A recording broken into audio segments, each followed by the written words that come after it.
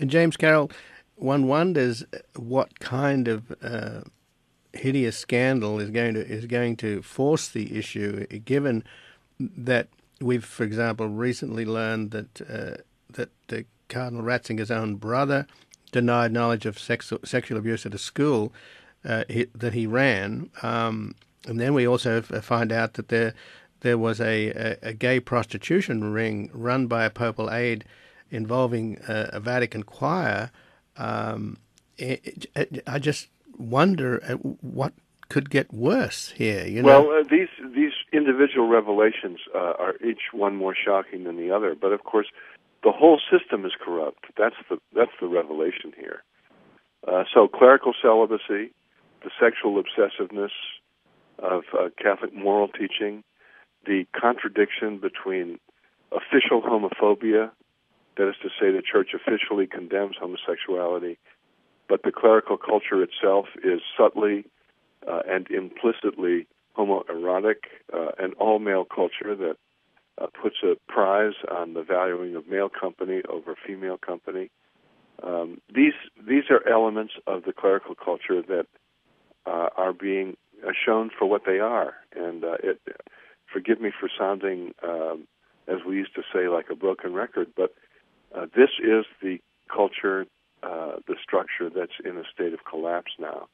There'll be further shocking revelations, but none of them will be any more revealing than what we already know. What we know is the structure of Catholic authority, centralized dictatorial authority, undemocratic, governed from Rome over the whole church with very little responsibility at the local level.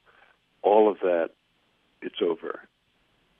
And James Carroll, the role of women, you mentioned the schism between the nuns and the bishops over the healthcare issue, and one of what is universal about fundamentalism, whether it's Christian, Jewish, or Islamic, is the patriarchy and the notion of women as lesser beings whose sexuality has to be kept under wraps. Just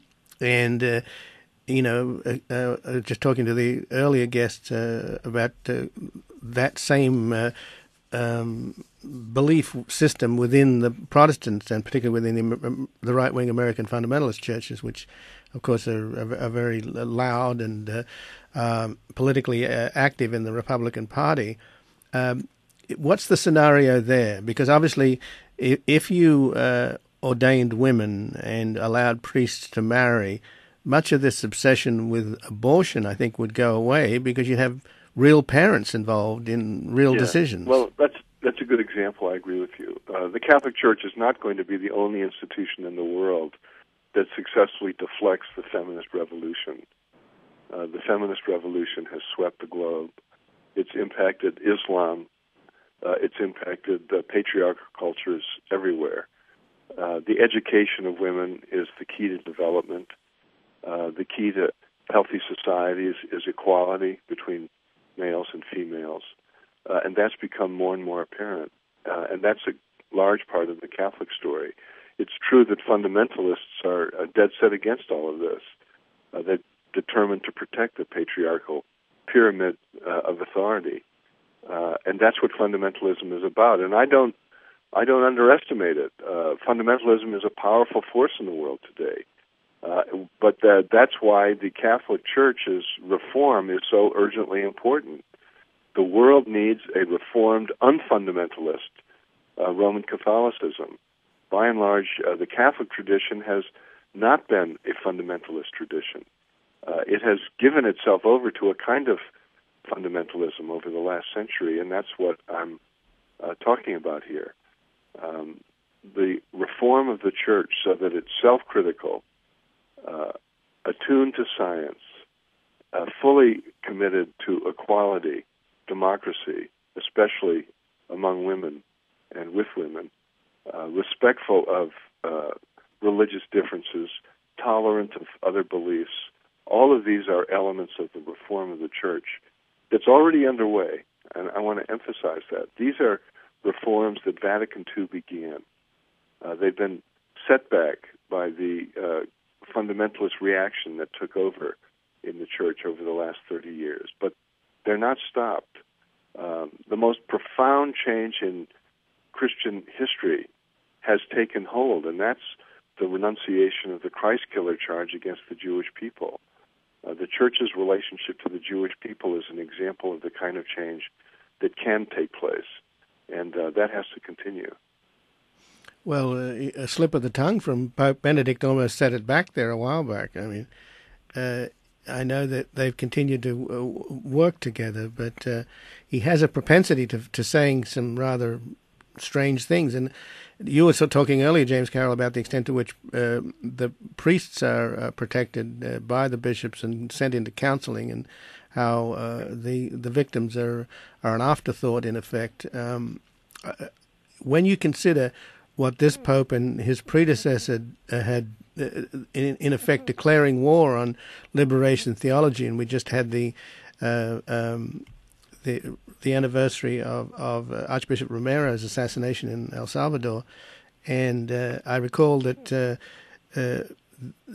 Pope then couldn't even mention his name, and it was written in a script that he was supposed to mention it, and he didn't, and yet they brought back, or they tried to bring back, some heretic right-wing Holocaust-denying priest into the fold. So it gives you this sense of this bizarre... True, these things are all tied together. You can't deny the reforms of the Second Vatican Council without wanting to deny the Holocaust, because, of course, the Holocaust was the revelation of the Church's corruption at the level of its relationship to the Jewish people.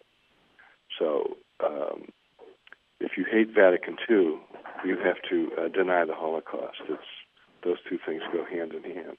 Now, is that also hand in hand with efforts to beatify Pope Pius XII? Indeed so, and that goes to the point of protecting the clerical hierarchy that puts the Pope at the top. If you acknowledge that a Pope failed the greatest moral test of the 20th century, what does that do to the idolatry of the papacy? So the defense of Pius XII is also part of this, but I don't believe that will take either.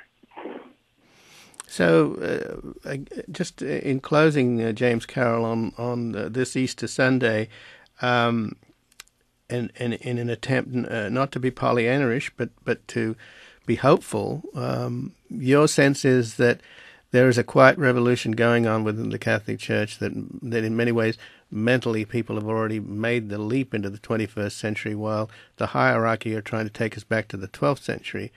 And you're just in closing, you believe that that the revolution is underway.